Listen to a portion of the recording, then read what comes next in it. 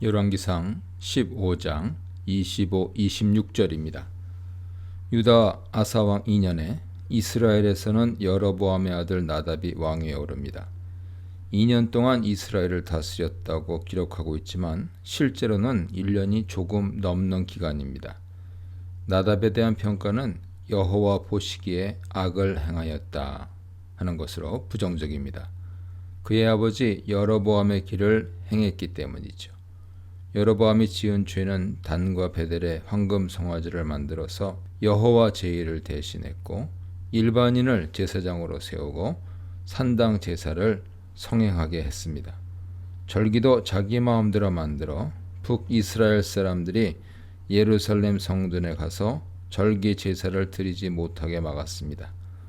나답은 유다 선지자의 경고와 늙은 선지자의 확인에도 불구하고 아버지 여로보암의 종교 정책을 그대로 따릅니다. 이에 화자는 여로보암과 나답이 백성들을 죄 짓게 만드는 죄를 지었다고 평가합니다. 열왕기는 전체적으로 남유다와 북이스라엘이 망한 이유를 왕들이 하나님을 섬기지 않고 하나님 명령을 따르지 않는 데서 찾고 있습니다. 이것은 고대 이스라엘에서 왕의 역할이 종교적인 부분에서 매우 중요한데 하나님의 대리자로서 하나님 말씀에 순종하고 백성들을 하나님 말씀대로 살도록 가르치고 다스릴 의무가 있다고 보기 때문이죠. 여로보암과 나답은 하나님께 대한 의무를 저버렸고 백성들을 죄의 길로 가도록 인도하는 무서운 죄를 저지른 것입니다. 교회 지도자들은 이 부분에서 하나님의 경고를 받고 자신에게 적용해야 합니다. 과연 하나님 말씀을 바로 전하고 그것을 실천하는 의무를 성실하게 수행하고 있는지, 아니면 교인들을 실족시키고 잘못된 길로 인도하고 있는지 늘 점검하는 자세가 필요합니다. 나답의 모습은 동시대 유다왕 아사가 르호보암과 아비암의 잘못된 길에서 돌이키고 우상을 제거하는 종교개혁을 단행하면서 왕권과 나라를 든든하게 세운 것과 대조되며 결국 여로보암 왕가는 무너지게 됩니다. 27절로 30절입니다. 27절에서 이사갈 지파 아히야의 아들 바아사가 등장합니다. 그는 나답에게 반역할 세력을 모으고 나답과 모든 이스라엘 백성들, 즉 나답 군사들이 기브돈을 점령하기 위해 에워싸고 있는 상황에서 나답을 칩니다. 나답과 그의 군사들이 블레셋 족속이 지배하고 있는 기브돈을 회복하기 위해 블레셋과 전쟁을 하고 있는 틈을 타서 바아사는 나답을 공격하고 죽인 것이죠. 이때 기브돈은 블레셋 지배하에 있었기 때문에 전략적으로 중요한 지역을 차지하기 위해 나답과 그의 군사들은 전쟁을 했고 그동안 여로보암 왕권에 불만을 품고 있던 바아사가 세력을 모아 이곳에서 반란을 일으키고 왕을 죽였습니다. 바아사는 아사왕 3년에 나답을 대신해서 이스라엘의 왕이 됩니다. 29절은 왕이 되었을 때 상황을 설명하는 것으로 바아사는 자신의 세력들을 모아 여로보암 세력과 무력 충돌을 했고 그 결과 여로보암 집에 속한 숨쉬는 모든 것, 사람, 가축 등 모든 것을 완전히 진멸할 때까지 죽였고 아무것도 남기지 않았습니다. 하나님 심판으로 여리고에서 하나님 물건을 훔친 아간도 자신과 자신의 모든 가족이 진멸을 당했고 가나안 7족속도 가나안 땅을 더럽혔기에 진멸당했습니다. 여로보암 집이 진멸을 당한 것은 하나님의 심판이며 30절은 이에 대해 분명하게 말합니다. 30절에서 언급된 여로보암의 죄는 두 가지입니다. 첫째, 여로보암 자신의 죄와 이스라엘 백성이 죄에 짓도록 만든 죄입니다. 둘째로 여호와를 노엽게 한 것입니다. 첫째 죄에 대해서 하나님께서 유다 선지자를 통해 분명히 경고하셨고 베델의 늙은 선지자를 통해 이 경고가 확실하다는 징표까지 얻었지만 그는 하나님의 경고를 듣지 않았습니다.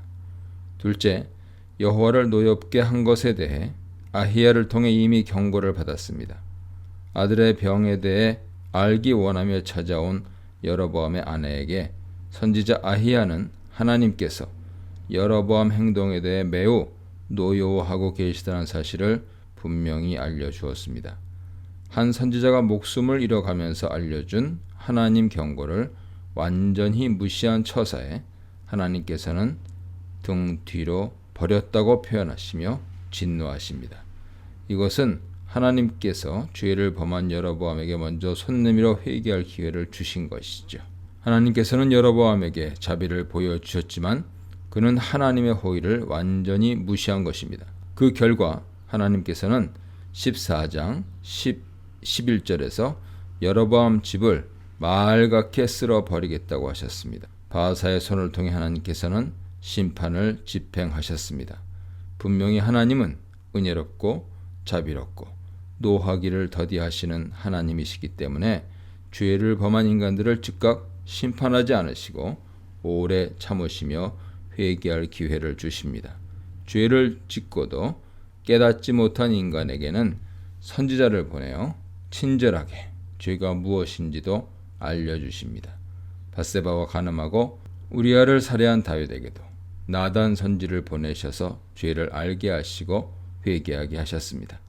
하나님께서는 여로보암에게도 다윗에게 기회를 주셨지만 여로보암은 다윗과 다른 선택을 했고 결국 다윗 가문과는 다른 결과를 얻게 됩니다. 이렇게 하나님께서는 우리가 죄를 지었을 때 이 모양 저 모양으로 우리의 죄를 깨닫게 하십니다. 성경 말씀이나 선교나 친구의 권고나 주변 사람들의 조언이나 법적 제재 등 다양한 방법으로 죄를 일깨워 줄 때 빨리 하나님께 회개하고 하나님의 자비하심을 구하는 것이 하나님 자녀로서 올바른 모습이죠. 하나님께서는 여로보암을 심판하는 도구로 바하사를 사용하셨습니다. 하나님과 바하사의 관계에 대해서는 본문이 전혀 언급하지 않습니다. 33절에 보면 하나님 보시기에 악하다는 평가를 받은 인물이죠. 이 경우 하나님께서는 바하사의 쿠데타 음모를 막지 않고 내버려 두심으로 여로보암 가문을 심판하신 것입니다. 즉 악으로 악을 제거하신 것이죠. 마치 후에 바벨론과 아수르를 일으켜 북이스라엘과 남유다를 심판하신 것과 같습니다. 결국 이스라엘에서 왕권을 유지하고 나라를 평안하게 지키는 것은 하나님 힘과 의지에 달린 일이지 인간 손에 달린 문제가 아니라는 것을 분명하게 보여주십니다. 31, 32절입니다. 열왕기 죽음 공식으로 나답의 죽음에 대한 공식입니다. 나답의 남은 사적과 행한 모든 일은 이스라엘 왕 역대 지략에 기록되어 있다는 공식적인 말로 끝을 맺습니다. 죽음 공식에서 여로보암이나 유다 왕들과 다른 부분은 나답이 그의 조상들과 함께 잔다는 표현이나 어디에 장사되었다는 표현이 없다는 것이죠. 이것은 나답이 여로보암 가문 묘지에 안장되지 못했다는 것을 의미합니다. 14장 13절에서 아히야를 통해 여로보암에게 속한 자들 중에서 오직 아비야만 여로보암 집 묘실에 들어가고 그 외에는 아무도 묘실에 들어갈 수 없다고 선언하셨습니다. 그만이 하나님을 향해 선한 마음을 품었기 때문이죠. 그러므로 나답이 묘실에 들어갔다는 말이 없는 것은 여로보암 가문에 대한 하나님 심판이 철저하게 이루어졌다는 사실을 보여줍니다. 이런 의미에서 아비야가 어려서 죽은 것은 심판이 아니라 오히려 하나님께서 그에게 주신 은혜였던 것이죠. 32절은 유다왕 아사와 이스라엘 왕 바하사 사이에 평생 전쟁이 있었다고 소개하며 이스라엘이 쿠데타와 유다 위협으로 인해 바람잘날 없이 늘 평화롭지 못한 시간을 보냈다는 사실을 알려줍니다. 다윗 때나 솔로몬 때처럼 이스라엘의 평화는 하나님께서 주시는 것이기에 하나님을 떠난 이스라엘에게는 평안이 없습니다. 33, 34절입니다. 아히야의 아들 바하사는 유다왕 아사야 셋째 해 디르사에서 왕이 올라 24년 동안 다스렸습니다. 디르사는 벳산으로 가는 길에 있으며 고도가 적당하고 마르지 않는 급수원이 있으며 교역로에서 전략적으로 중요한 위치에 있기 때문에 바하사는 그곳을 수도로 정하였죠. 북이스라엘 왕 경우는 반란이 많이 일어났기에 어머니에 대한 소개가 없고 아버지에 대한 소개만 있습니다.